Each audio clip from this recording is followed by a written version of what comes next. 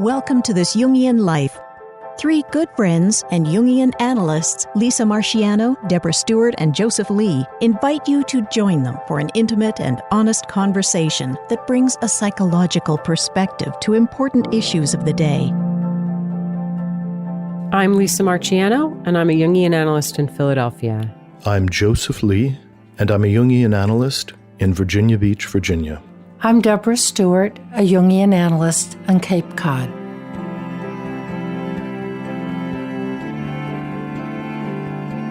Hate is a primal emotion. It shows up in the Bible as the first crime. Cain's envious hatred drives the murder of his brother Abel. In our current cultural conundrum, hatred will seek out communities that celebrate its violence and mischaracterize it as virtue. Adolescents come in deeply wounded by the hate-driven actions of others and find that they echo the same behavior unconsciously. It's a vast human cultural problem, and it is a well-noted phenomena of personal psychology. So today, we're going to talk about hate. We picked this topic last week so that we could all sort of mull it over during the week. And I found myself repeatedly thinking, what is hate? And can we differentiate it from anger or resentment? So how do we define hate? When I was poking around, it was interesting to note that this issue of hatred has been an object of curiosity for thousands of years. One of the things that I found interesting, it's a quote from Aristotle, is that hate is incurable by time. And to me, that has something to do with the difference between anger and hatred. That hatred seems to be a self-feeding engine that can go on and on almost indefinitely, where anger seems to serve a more brief purpose, have a flare, a release of power and energy, but then the fire does seem to die down. So when I looked up the etymology of hatred, of course, it's a very old word and has roots reaching back into many different language systems. But they're all related to words like grief, sorrow, calamity, pain, anger. I thought to myself that hate is characterized, Joseph, I like what you said about it sustains and it self-feeds. It also has to do with a desire to avoid. Just something that we want to not experience. That's embedded in hatred. I think another thing that's embedded in hatred, perhaps, is a desire to destroy. So it is related. You mentioned the biblical story, and we had talked about Cain and Abel when we talked about resentment on the podcast. I think there's a link between resentment and hatred, something that we want to avoid and something that we want to get rid of, expel, destroy. It seems to me that the hatred is something so other. We perceive it as so other. We cannot locate it in ourselves. And by otherizing it, gives us permission to destroy it, because then it becomes the all bad. And we can, in the case of Cain and Abel, literally kill it and bury it and symbolically sort of distance from it, eject it from us. However, what we know psychologically is that that does not work. And in the biblical story, the mark of Cain is something that he carried with him for the rest of his life. But it is something we cannot relate to personally, unlike anger. Like, that person made me so mad, I did this and this and this. Versus hate has a non-relational core to it. And when we say non-relational, I think that it's a bivalence around it, that in one way, by the time hatred has become conscious, let's say hatred of a person, we've already built up defenses that have turned the other person into a kind of fantasy, have turned them into this thing and no more than the thing that we hate. And in that way, the relationship is violated because the other person has become unreal in a certain sense. On the other side of it, if we think back to any of our personal experiences of feeling hatred, we become fixated on the object of the hatred, and we are bound to them with increasing tightness as we fixate on it and obsess and think and fantasize. So there is something both distancing and obsessing that dances around in this hatred dynamic. I agree with that completely, that we get possessed and obsessed and fixated, but in a non-relational way, that the other is a thing, a feeling. It is not a person with a name and a history or a situation that is human. We dehumanize it, and that gives us the permission to hate it and at the same time fixate on it.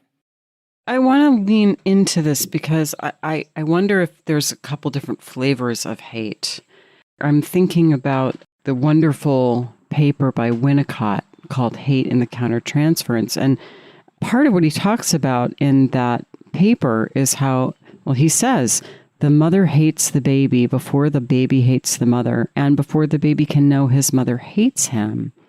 And that moment, I mean, maybe this is what, maybe we're differentiating this and talking about anger, but Winnicott talks about working with this kind of fostered, very troubled boy and saying to this kid, I hate you.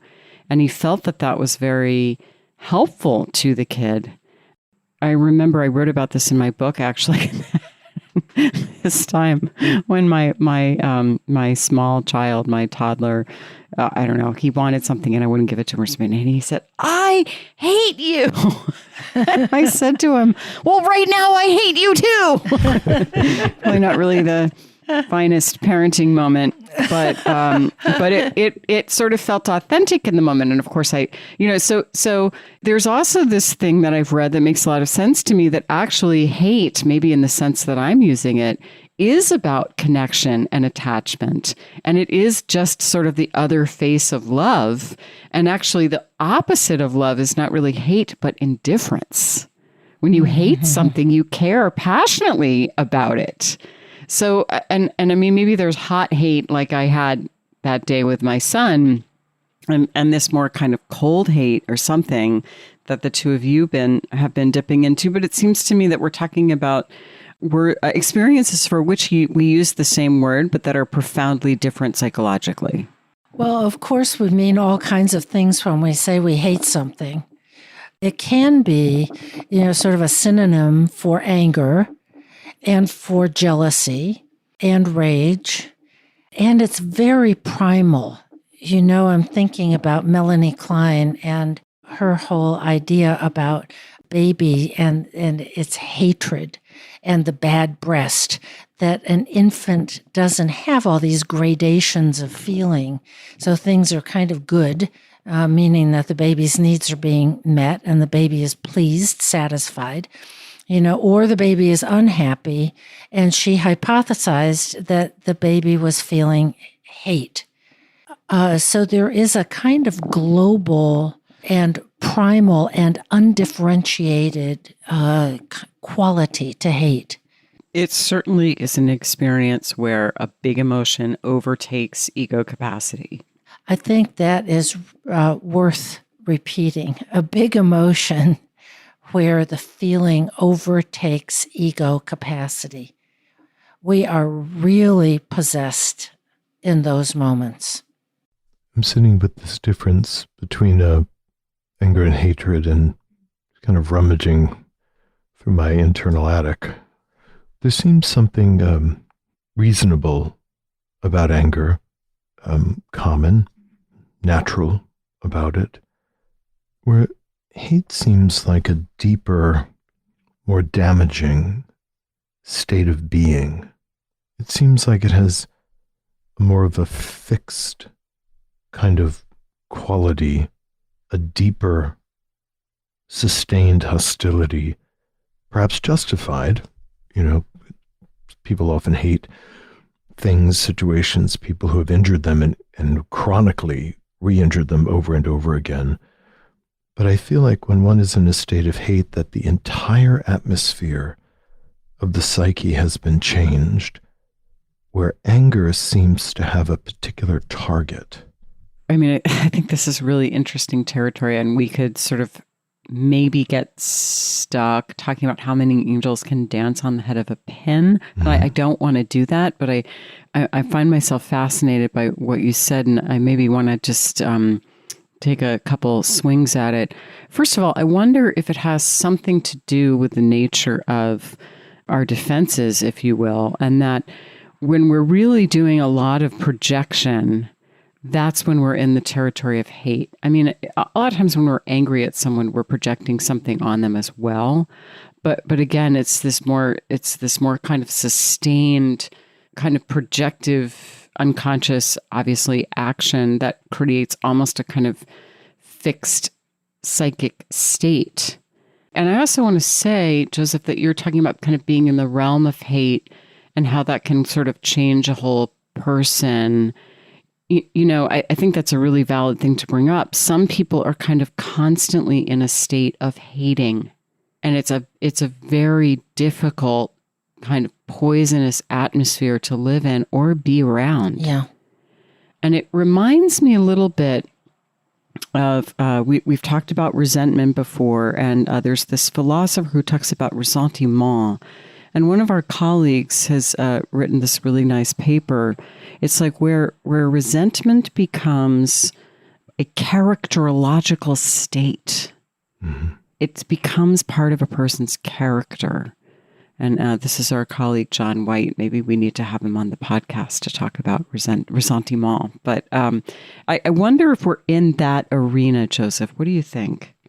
I do think that John's idea of this lingering resentment, this almost poisonous atmosphere that can claim a person's worldview even, is absolutely related to hatred, and maybe they're even the same thing, just referred to with different words.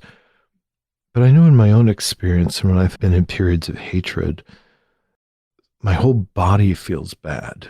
It feels bad all the time. I don't think clearly. My emotions seem truncated, and I feel that I'm in a state of just constant distress of some kind or other. And it seems to blight my ability to enjoy other things that, kind of even the senses seem kind of pulled away from things that I might normally enjoy and are just constantly being fed to this fantasy that stokes that rageful feeling. It also feels implacable. When I've really looked into those moments in myself, it seems like, some people should be thrown into my volcano, as if that would sate the hungry maw of hatred. But it doesn't seem ever to be satisfied. It is its own archetypal roar that demands food, sacrifices something, but never actually is sated. Well, I think you've really highlighted something with the word archetypal, primal, instinctual, that is implacable because it has not been humanized.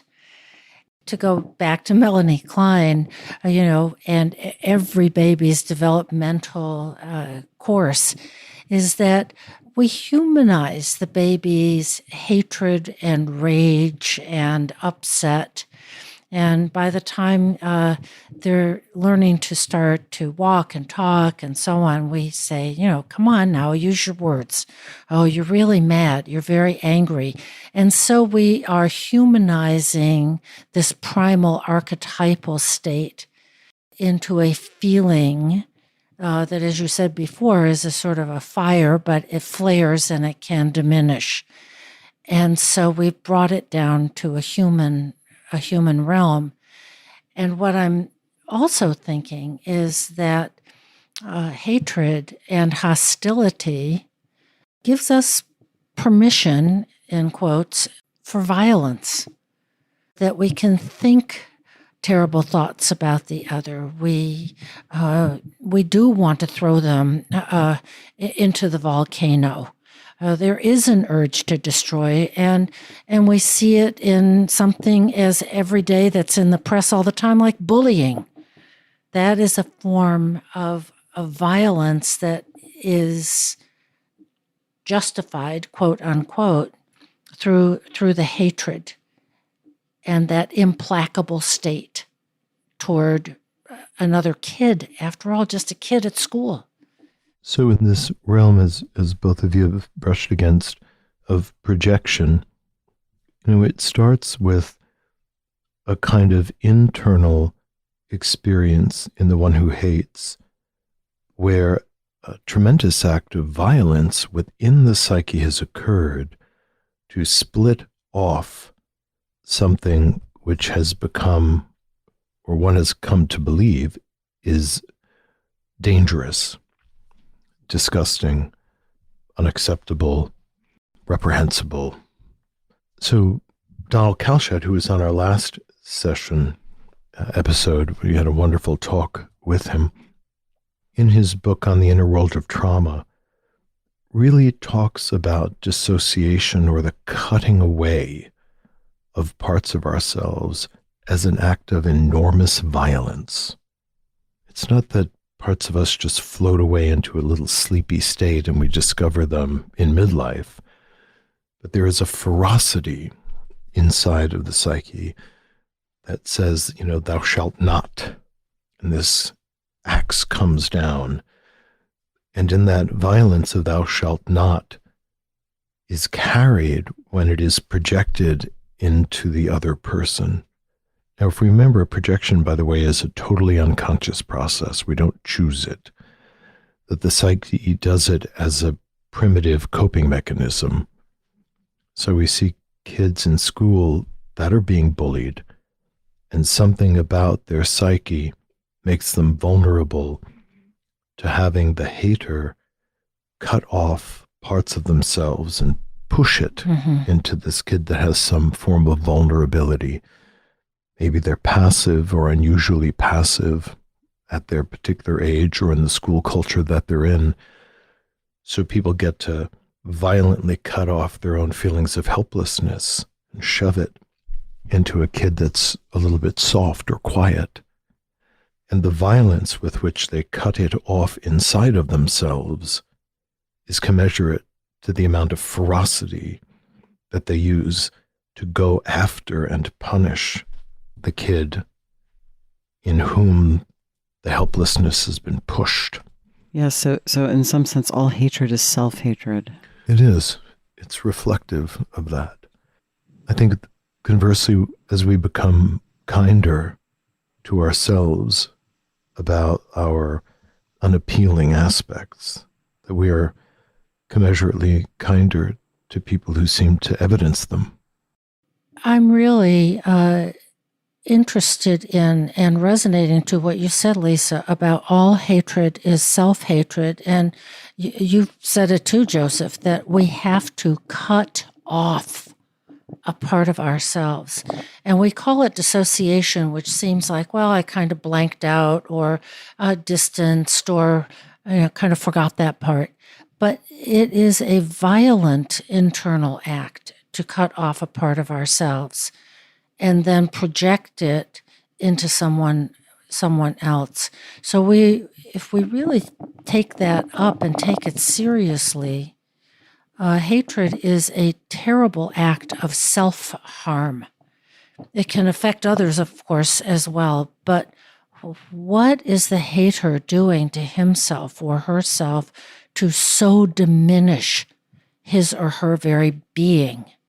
And yet I want to make a plug for hatred, because I think it's a normal human emotion And anything that we demonize and try to split off, including our hatred, that usually doesn't work so well for us. And in fact, that is very much the point of Winnicott's paper that I mentioned before. It's a very well-known paper called Hate in the Countertransference, and it's all about how it's necessary for the analyst to become conscious of his or her hate for the patients. And Winnicott says, however much he loves his patient, he cannot avoid hating them and fearing them, and the better he knows this, the less will hate and fear be the motive determining what he does to his patients.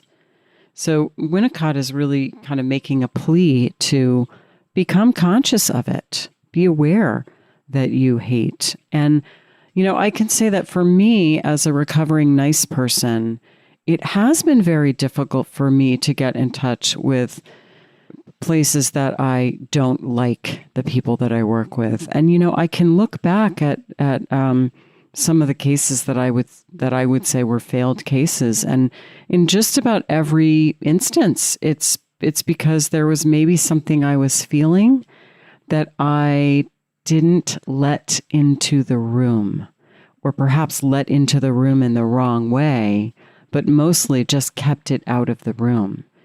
And to that end, Winnicott makes an argument for the necessity of what he calls objective hate. And he says, like working with certain patients, he talks about psychotic patients, but I think that this, he had a sort of certain definition of that. But working with patients can be really difficult. People can be pain in the you-know-what. People can bring in all kinds of uncomfortable things. People can attack us. People can just not be very likable sometimes. And it doesn't help anyone to be all sweetness and sunshine. I'm not saying I've figured out exactly what to do with those feelings. I most certainly have not. But I do know that my policy of just being very nice is not helpful to people. Here's what Winnicott says, which I just think is really wise. He says, I want to add that in certain stages of certain analyses, the analyst's hate is actually sought by the patient, and what is then needed is hate that is objective. If the patient seeks objective or justified hate, he must be able to reach it, else he cannot feel he can reach objective love. And I think what Winnicott is saying is when you're being a real little piece of you-know-what to your analyst, and your analyst goes on as if everything's fine and everything's kind of sweetness and light, it's not authentic. So there can be something really authentic about what Winnicott is calling objective hate. Where I go with that is certainly the call to consciousness of this is what I am feeling, and being able to acknowledge it as the analyst or any human being. This is what I'm really feeling. And then how do we channel it in the service, basically, of truth and authenticity in a relationship? It does not help to sweep it under the rug, but if we can't acknowledge it and we can't convert it into something, then in a way we're kind of doomed to acting it out by suppressing it within ourselves, and then there may be an explosion or something later, to overcompensating with niceness, which is inauthentic. Where and how do we recognize these really primal feelings in ourselves? And I think sometimes, this word hatred is like a big umbrella term for most of us as adults. It's not that primal fury of an infant who is in distress at 3:00 in the morning, but it goes into hurt, and it goes into being rejected and shame and fear and disgust and anger and fury and a whole host of things that nice people aren't supposed to feel, but we do. Mm-hmm. Mm-hmm. And then what do we do with that? How do we use it for something authentic and something in the service of a relationship. Well, I think normalizing hatred as a spectrum or within the spectrum of human emotion makes perfect sense. I think that as we were talking about Winnicott's discussion with clients, is it something that's particularly relevant in psychodynamic work, which is Freudian and post-Freudian work, is giving the analysand feedback about the emotions that they constellate in the field and in the analyst. Because so many of us don't get any feedback. That's right. If we exhibit behaviors, subtle or gross, that provoke hatred in other people, in most adult environments, people will just abandon us. They'll just leave. They won't feel that they need to give us an explanation or describe why they're just eternally unavailable. So then those people come into our offices and they don't understand why they don't have connections or intimacies. I think the metaphor that a really wonderful, wise analyst named Eleonora Walloy gave me a long, long time ago. I was asking her to explain shadow, and she said, I want you to imagine that you live in a house, and you've lived there your whole life, but there's a basement floor in the house which you never knew existed. And every once in a while, the man that lives in a basement writes a message, rolls it up in a bottle, stuffs it in, pokes it out from under the crawl space. It rolls down the lawn, stops on the sidewalk. Somebody picks up the bottle and reads the message, and they walk up and knock at your door and want to talk to you about it. And she said, that's what shadow is like. So deep inside the beleaguered analysand is often another person in the basement who's sending out these little provocative or even profoundly disturbing messages and rolling them down the hill. You know, people are walking by and reading the messages and they want to ring the doorbell and have a real talking to that person who lives on the top floor who feels mystified that so much hatred is coming back to them. It's a very painful thing to consider, and it's mysterious. Hard sometimes to put our hands on, but it's profound when we realize that we are the architects of much of what is delivered to us, particularly in relationships, where people have spent time with us. So we're in that very familiar to our listeners realm of shadow, and Eleanor Walloy's image that she offered you, Joseph, is very vivid, that it honestly is not recognizable as mine. I don't know how that message got there in the bottle and you picked it up on the street. It has nothing to do with me. That's your problem. Shadow work is really, really hard. And we automatically tend to see it as unfamiliar, to disown it. And as you said before, we project it. And we don't choose that. It happens altogether unconsciously and automatically. It's hard work going down to that basement and figuring out some of our darker aspects. And one of the ways that the psyche tricks us into self-knowledge is by tricking us into projecting something onto another person and then hooking our curiosity, hooking our attention to the person we've projected on.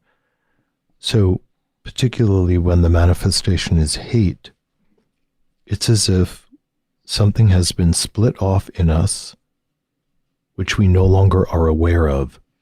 And in that way, it becomes a secret. It becomes a secret that we used to know, but we no longer know. The psyche then projects that into somebody in our environment so that they are now holding our secret. And because there is an underlying drive to know, to be whole, we then hunt down the person we've inserted our secret into, fueled by hate, seeking to fantastically or in reality create a condition where we have total control over the object of hate. And in that way, there is a strange intimacy between the hater and the hated, and the enormous amount of control that's exerted on the hated is a way of protecting the other from the feeling of dread that they might discover what the secret actually is. So when I think about clients that have talked about being profoundly targeted when they were younger, let's say in high school, thinking about a gay fellow, and the captain of the wrestling team had really split off something in himself and projected it into this guy and hunted him down year after year, and would find him alone in the locker room or in a classroom and constantly sexually harass him with these very frightening demands that the gay fellow wants to have sex with the head of the wrestling team, and humiliating him as he's inserting these erotic fantasies, projecting them into the gay guy, menacing him and threatening to kill him as he is telling him that he wants the wrestler sexually. And the enormous frequency of this hunting that happened over and over and over again. It was a strange kind of erotic field. The gay fellow talked about how that harassment and hunting constellated sexual fantasies in him of his persecutor. Mm-hmm. And that it seemed miraculous to the gay fellow that he wasn't killed by this very physically powerful young man that was hunting him. So the gay fellow was holding a secret, holding the wrestler's secret, who was baiting him to create this erotic circumstance for him, but only if the wrestler had total control under threat of death could the dread be kept aside. So the hater in this really terrible way is trying to metabolize something in himself that he doesn't recognize, can't name, and it becomes this really awful interpersonal dynamic that is recognizable in a situation like this. We might generalize it to situations where there is rape, where there's physical abuse, where there is prejudice against people who are of a different faith or ethnicity or 100 other things. And what about war? That because we cannot recognize what is going on in ourselves, horrendous damage is done, and it doesn't actually resolve the essential problem within. So tremendous violence, projection, unconsciousness, ignorance of shadow. It gets us into some simply appalling situations that we would hope that humanity could become more aware of. In one of the essays I was reading, the author was talking about going into prisons and working with some of the more violent criminals, particularly who had been imprisoned because of murders they had committed, and doing groups therapy groups with these folks. And one of the things that he heard time and time again was that when they finally had murdered their victim, that they felt as if a secret was going to die with them, as if the body of the victim had become a coffin where the projected secret could now finally be sealed away and carried off with the death of the victim. And they often describe, depending on how they committed the murder, that the act was strangely intimate for them, as if in the act of hatred and murder, something profound had finally happened that they were unable to achieve in any other way. So that goes back to what I was saying earlier, that hatred is driving towards some kind of a fusion, but in order to tolerate the fusion, the hater must be in absolute control. And in these extreme states, the control reaches its pinnacle in controlling life or death for the other person, and in exercising the power to kill. There's finally this fantasy of intimacy that emerges, and the passing of the secret. It's a very powerful and deeply chilling case formulation that he had come forward with from these interviews. It speaks to how complicated the psychological mechanisms of hate are or can be, how dangerous they are. Yeah, I mean, I think we've kind of come up to that point of several times today about how really sort of dangerous and dark hatred is, in spite of the fact that it's also normal and in some sense necessary. It is one of the darker corners of the psyche.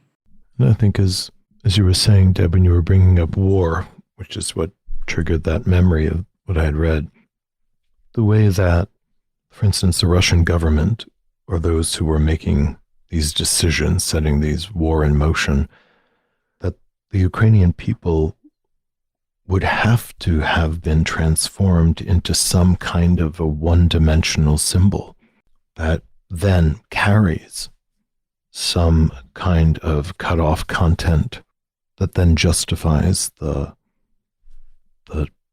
naked, dehumanized archetype of hatred and annihilation.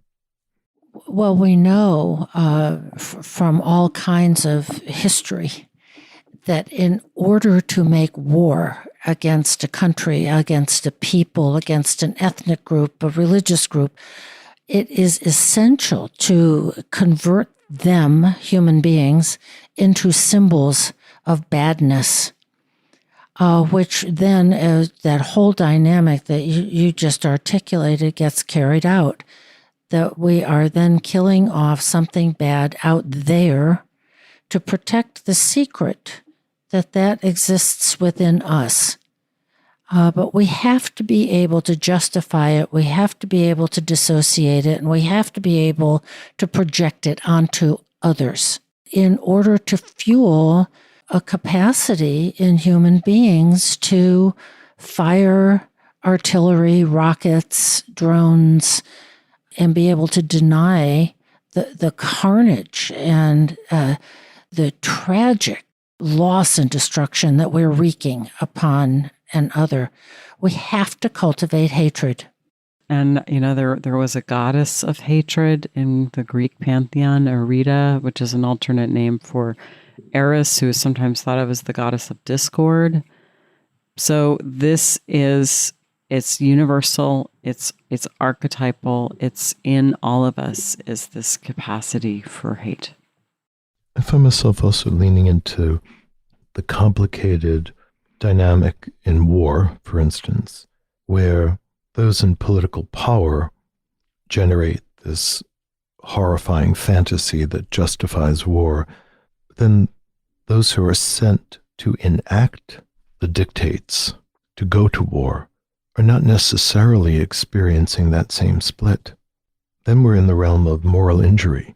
What does it mean to be forced to be the active agent on behalf of someone else's hatred? Basically, to fight a battle that you have no investment in, but somehow are forced to act in. And how that's another part of the carnage of hatred, part of the trail of blood that's left behind it, are those who are forced to co-participate in the things that rise from hatred. And it's the price of belonging to a group, that you are a member of the army, and in order to belong, you have to comply, you have to conform. One of the historical pieces of knowledge that I found so moving when I visited Gettysburg many years ago, where Americans fought other Americans. And it was so hard to cultivate, a sense of justification and that berserker feeling of hatred, is how many soldiers fired their rifles into the ground. Because although they marched with whichever side they were fighting for, they could not bear to shoot their rifles at a countryman. Mm-hmm. But they'd been co-opted into either the Confederate Army or the Union Army. It speaks to the human capacity to champion one's own morality and ethics, even when we are conscripted into a system where we feel we have no choices except the choice to angle the muzzle down, 90 degrees.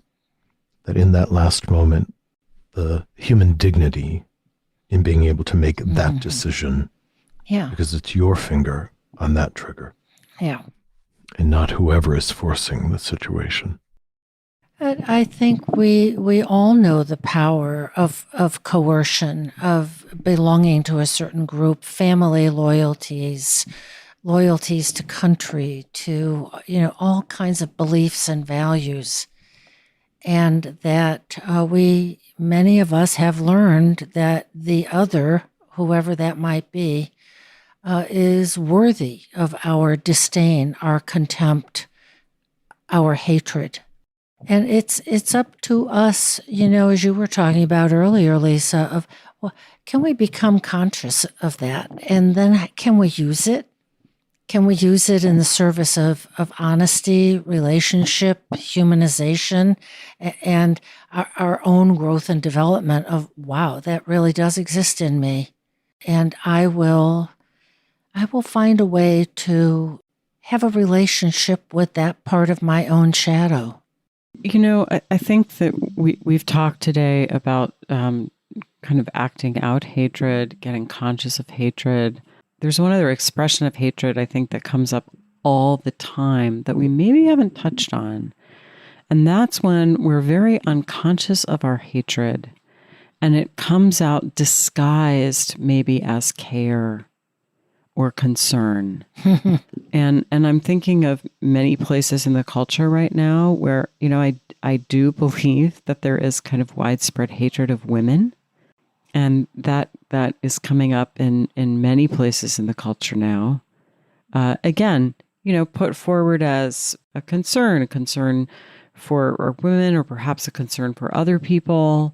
But it's cloaked in this garb of righteousness. I'm also just sticking with my buddy Winnicott today.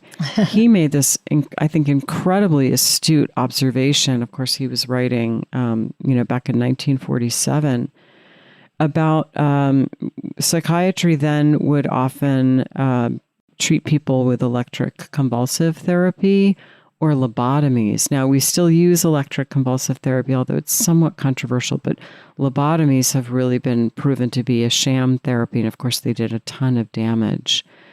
And Winnicott said, I can't help but imagine that these incredible brutal things that we're doing to people under the guise of helping them are really just an expression of our hatred toward our patients. So that just kind of chills me. And I wonder, where else in the culture are we doing that? And I think teachers can do that. I remember having a teacher in probably first grade who I think hated me. And she did some really sadistic things, under the guise of helping me have better handwriting. I bet we all have stories like that. So we have to be aware of this tendency, too, for hatred to kind of go underground and disguise itself as care. That is particularly chilling and really sad because it is so horribly and awfully true. The degree to which we can justify unkind, hateful acts toward others, and the extent to which we can justify, injustices, people who are oppressed, people who don't receive care and services because they're addicted or they are mentally ill or it's their own fault somehow. That stuff that veers into righteousness is particularly insidious. Mm-hmm. It's a form of hatred that's particularly hateful. Yeah. I'm aware of the very somber tone, that's moving through our conversation, and I feel it in my body as well. There's something just very sober and quiet and vigilant about this attention to hatred. It's heavy lifting. Mm-hmm. And, as we have talked and circled around this, you just named what's been bubbling up in me or starting to rumble in me, which is, oh my God, the grief of, a teacher who is sadistic, a parent who does something violent to a child for his or her own good. And that's in the realm of schools and teachers and families, and we can expand it out to the realm of war. Maybe if we can feel the horrendous awfulness and sadness of this part of the human condition, our own condition, it may serve a transformative purpose. When we can have our tears is when the angel comes, when something else can enter, when we can start to feel compassion, if we have access to our tears. I think back to childhood again, and how when a child is in rage and they're really in the temporary state of hatred, how if things unfold in the right way, they will often dissolve into tears, that it melts the wall down or puts the fire out and makes a repair possible at the end. How increasingly difficult that becomes as our egos tighten up into adulthood. Mm-hmm. And that the defense of hatred becomes increasingly more difficult to penetrate and becomes oddly rewarding. Because the other side of hatred is that it's inflating. Mm-hmm. Yeah, that's a great point. Yeah. People feel like vengeful gods when the hatred is very, very high, and then they find themselves justifying all kinds of even criminal behavior because the cause is righteous. You're right. It can feel really good. It can feel really good to hate. And I think that's really helpful to me, Joseph, to put it in those terms. It sort of feels good because it's inflating. Mm-hmm. We don't like feeling small and vulnerable. Mm-hmm. Yeah. Nope. Although the great saints and seers tell us that when we can welcome feeling small, it is a gift to be simple. It is a gift to be free. It is a gift to come down where we ought to be. Mm-hmm. Like our Shaker friends, if we can come down and be simple, there's a hope that we might be able to move beyond our penchant for hatred. And with that, I think we can switch to a dream. Did you know your dreams reveal the wisdom of your guiding self? Dreams connect us to the secret world within and remind us that we're never alone. We're always accompanied by our inner companion who offers healing, balance, insight, and guidance as we make key decisions. At 28, Charles felt lost and isolated. He had a dream that touched him deeply. As he worked with the dream in dream school, he understood that it was showing him how he was profoundly connected to life. This powerful insight led him to make real progress with his goals. During Dream School's 12-month transformational program, you'll learn to harness the power of your unconscious wisdom, decode the language of metaphor and symbol, discover mythological motifs that shape your life, reveal unknown facets of your personality, unlock the door to inner wisdom.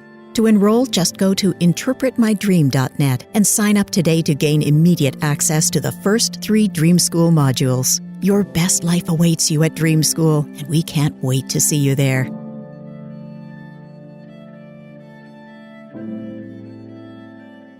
Today's dreamer is a 53-year-old woman who works as an adjunct lecturer. And here's the dream. I am walking and find a door that leads to a stairway. I'm entranced by the stairs as they look like winding ancient stone castle steps, like in the movies. I enter and see that lining the walls up and down the stairs are cages. Each cage contains a snake. As I walk down the dimly lit stairs, the snakes come alive and begin slithering, dancing, and reaching their heads up and out until a good third of each snake is out and getting closer to me. I am surprised to realize that the holes in the cages are big enough for the snakes to escape, but I am not afraid. I know the snakes will not escape completely or harm me, and I wonder why the snakes have cages at all. As I get to the bottom of the stairs, I'm in a large room with books, jars, shelves, and tables. It is a wondrous room like Merlin's workshop mixed with Dumbledore's office. There is an older, tall man standing next to a younger woman, and they are looking at a book. I have interrupted them. They were not expecting me, but neither is startled. They both look at me with curiosity. I know I have nothing to fear, but also don't understand why I'm in there or where exactly I am. I am then standing next to them, and the young woman cries, "It has drawn blood! There is blood! Blood is drawn!" The man says nothing and calmly looks at me.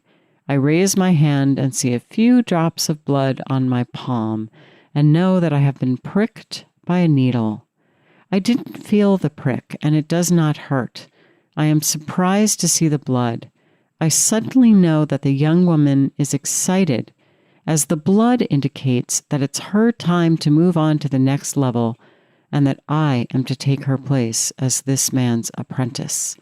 All of this knowledge washes over me as I look at the blood. I then become woozy and my knees fail as I faint and fall gently to the floor. And for context, she says, "My son is entering senior year of high school, and my daughter is starting high school at a new school." And the main feelings in the dream were surprise and wonder at the end, excitement about this new development. And her associations were King Arthur Camelot has been a favorite story in all of its many versions my entire life, and thus when I came upon the stairs, it was familiar and wondrous. So this seems like a very large archetypal dream, presumably at, I would imagine, a moment of significant transition. I mean, she's beginning to kind of move into the empty nest stage or contemplating that. And I thought it was interesting that in the life context, she only mentioned her children. So I imagine that her children have been very important to her. And that perhaps this next phase that she is embarking upon, because it really is different. Once you're getting ready to send one off to school and the other's just starting high school, you're in the home stretch. So to me, it seems like it's a dream of female initiation. And the sign of blood that indicates it's time to move on is also the onset of menstruation. The bit of blood that says, it's a whole new world now. So she's walking down into an ancient cave, which is reminiscent of the Eleusinian mysteries, going into the underworld, into the feminine mysteries. Serpents in that mythic system often represent resurrection, in as much as serpents cast off their old skin and seem to have shed their old lives and have become new again. And so there's this passage through this primal female symbolism of the serpent, but also the casting off of old skin.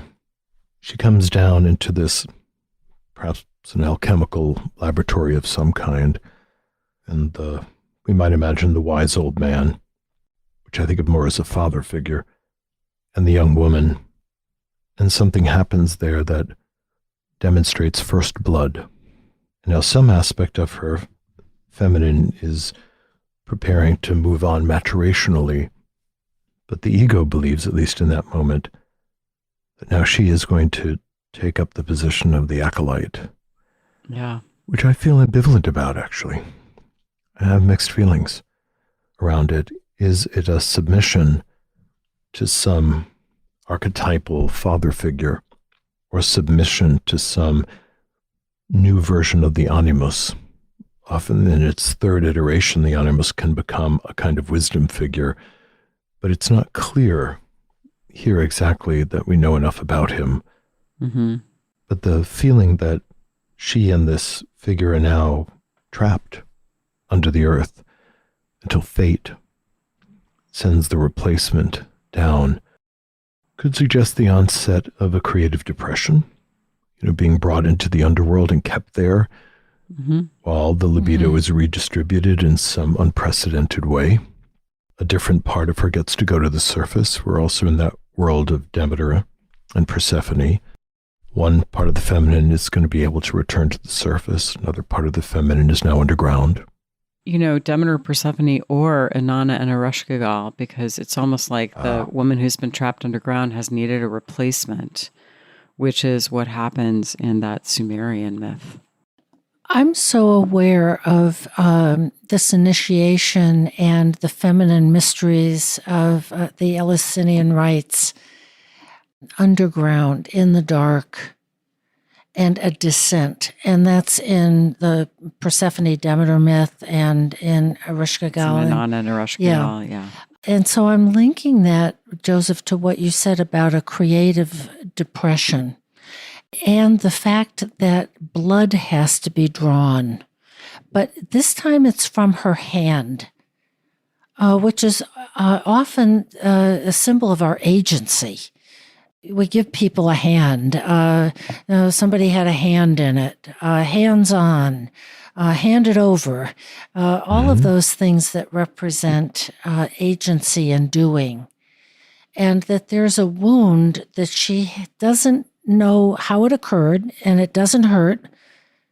But there's a wound to the sense of agency, which I think really adds to and amplifies your sense of something underground that is undergoing an initiation, a bloodletting, blood as the life source, and yet an apprenticeship to this archetypal Merlin-like figure. And there are stages of development around the animus that I can't recall entirely in this moment, but that we're attracted to an amorous figure. We're attracted to a heroic figure. And then finally, we're attracted to a wise man who has access to all this sort of alchemical knowledge.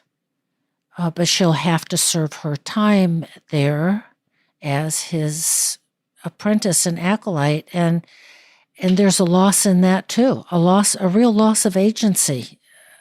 Sorry, this is it for you now.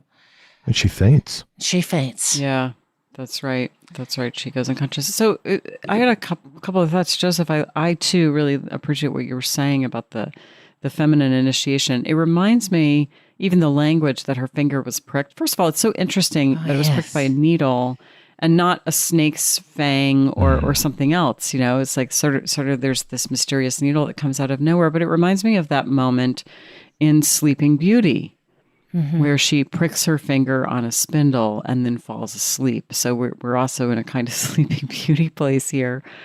And of course, that image from the fairy tale is such a powerful image of her meeting her destiny. You know, spinners and weavers and perhaps also tailors have to do mythologically with the sense of destiny. So the needle, perhaps as that role, or something that is about discernment. You know, needles can go in very tiny places. But I want to say that I have a kind of feeling reaction to the dream that maybe, Joseph, you've alluded to already. She's not concerned about the snakes. The first thing she says is it's like a movie, and there's, jolly Dumbledore at the bottom, and at no point is she afraid. And I'm thinking, you might want to be a little afraid. Yeah. The approach to the unconscious is a little bit, there's something a little naive about it. And your reference to Sleeping Beauty, I think, is just perfect. And Sleeping Beauty is naive. Yeah, definitely. Her family have protected her and gotten rid of all the spindles in the kingdom because of the terrible prophetic destiny. Yeah, they were the first snowplow parents. Right, they were helicopter parents. And so on her 15th birthday, by golly gee whiz, she wanders the castle and finds the one and only remaining spindle in the kingdom. And how on earth do you manage to prick yourself with a spindle? Really? And yet, of course, the other side of that, as you pointed out, Lisa, is it's about weaving and spinning. So the injury in some way is in the service of that kind of archetypal feminine creative task of spinning and weaving.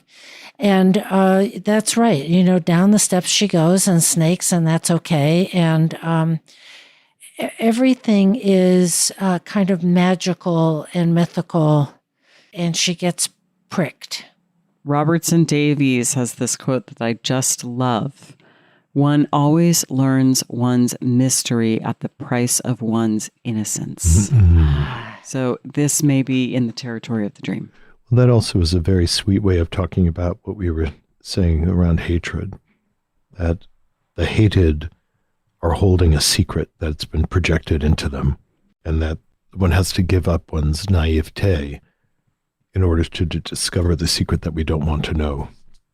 I'm also wanting to just lean a little bit into this idea of it has drawn blood, there's blood is drawn. That's often a declaration in more ancient times that the end of the duel has happened. Oh, that's that really you fight interesting. until first blood is drawn. I mean, you can fight in a war until death, but if it's a duel, as soon as blood's been drawn, whoever is the one who was pricked is the loser. So I'm also wondering if it's a sign that some kind of a duel, some kind of a conflict has finally come to a resolution because first blood has been drawn. Stop. Now we move on. That's great. That's great. I like that a lot. And maybe also a kind of necessary defeat. Which she submits to at the end by fainting, which seems very appropriate. And she's going to be accepting this state of learning, that whoever the wisdom figure is, we hope a wisdom figure, inside of her, she's been relativized, she's been made lowly in relationship to whatever he represents. You've been listening to This Jungian Life. From our website, thisjungianlife.com, you can follow us on Twitter, like us on Facebook, help us produce future episodes by funding us through Patreon, and submit your dreams for possible interpretation on another episode. We'd like to thank our listener who shared a dream for today's show and hope you'll let us know what topics you'd enjoy hearing more about. Until next time, keep living this Jungian life.